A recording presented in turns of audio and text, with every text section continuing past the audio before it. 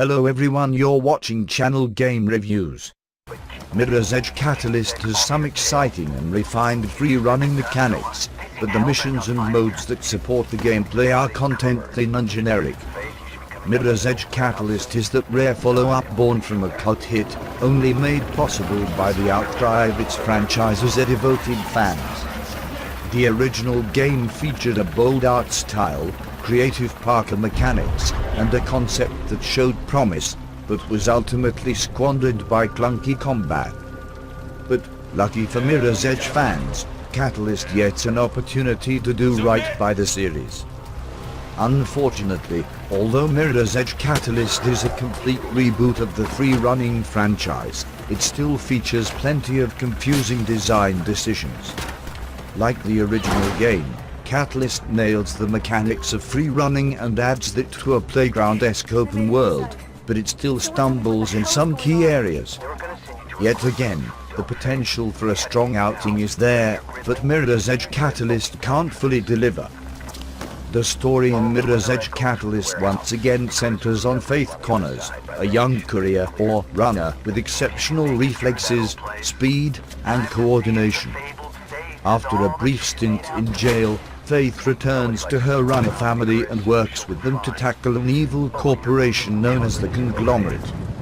It's about as generic of a near-future story as one would expect, and its formulaic beats are easy to predict. The game even commits one of the cardinal sins of video games, reducing the final confrontation to a cutscene. But most won't be going to Mirror's Edge Catalyst for the story. Their focus is lightly on the gameplay. And it's here that Catalyst delivers on all the promise of its predecessor, combining an open-world environment with free-running mechanics that make the player feel agile and powerful. The City of Glass truly feels like a playground in the game, and finding new paths to objectives or within levels is a real treat. Yes, there are times when the mechanics work against the player, when Faith does one thing when the player expects another, but those are few and far between. For the most part, the first-person free-running is easily Mirror's Edge Catalyst's most appealing aspect.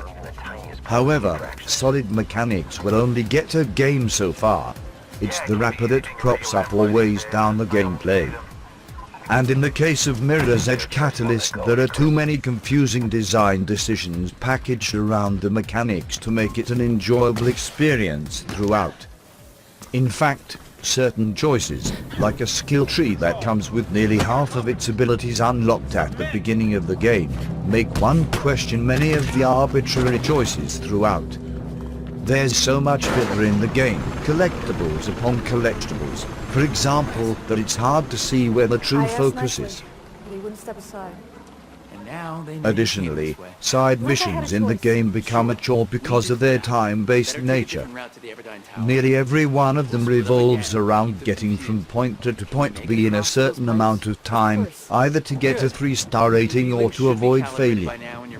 Because the mechanics are so strong, these distractions will offer some entertainment, but only up to a point. All are centered on finding the ideal route, and once done there isn't much to do beyond that. They are online leaderboards for those who find the free running truly engrossing, but that is likely to be only a small section of players. Where the game really shines is in its grid node side missions, which see Faith ascending a tower in a type of platforming puzzle. Think an interior version of Assassin's Creed's viewpoints.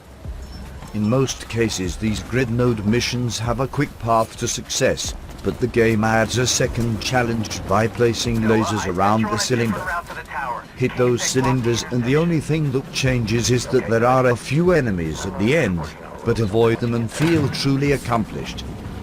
It's a shame there weren't more of these missions because they mold the mechanics with the gameplay so well. Speaking of enemies, Mirror's Edge Catalyst has improved upon the combat from the first game. It's more competent and effective. The only problem is the combat still feels clunky. It's possible now to take on enemies, which is a vast improvement over the first game, but the combat itself is imprecise and unsatisfying. Luckily, the game only forces a few combat encounters on the player, and lets them skip the rest should they choose. While Mirror's Edge was never a graphical showpiece, the visuals in Catalyst feel like a step down for the series. Many of the textures feel unfinished, or they simply lack any sort of detail. In some respects that fits with the milieu of the game, but at times it almost feels like some of the environments are placeholders for higher resolution and fully detailed objects. Overall, the game looks fine, but on console it could have looked better, especially given how well developed DICE does with the Battlefield and Battlefront franchises. In the end, it feels like Mirror's Edge's priority in the DICE library kept it from being something special.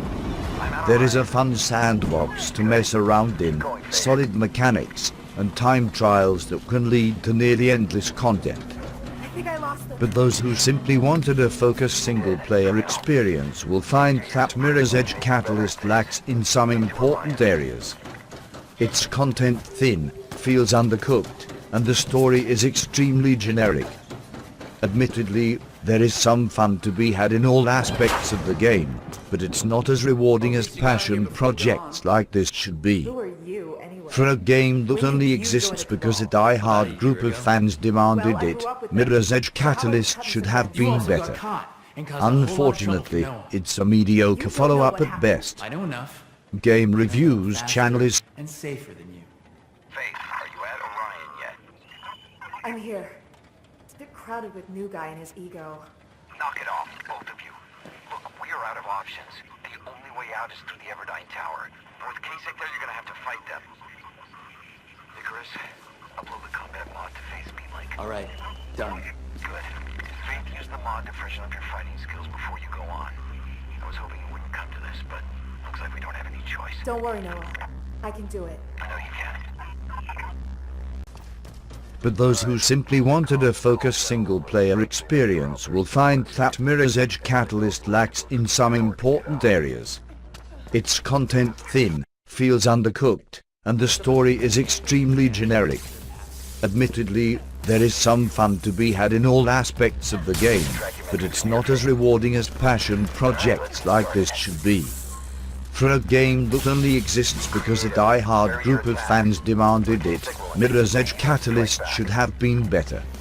Unfortunately, it's a mediocre follow-up at best. Game Reviews channel is specialized channels commented the latest games and most compelling in English. These new games are being preferred on the market. We look forward to your support. Click subscribe to channel support. Thank you very much. Alright, Kasich comms have calmed down a little, but they know you're out there somewhere, Faith. And they know you'll have to go through the tower to get out. And the streets are not an option? Kasich comms have calmed down a little, but they know you're out there somewhere, Faith. And they know you'll have to go through the tower to get out. And the streets are not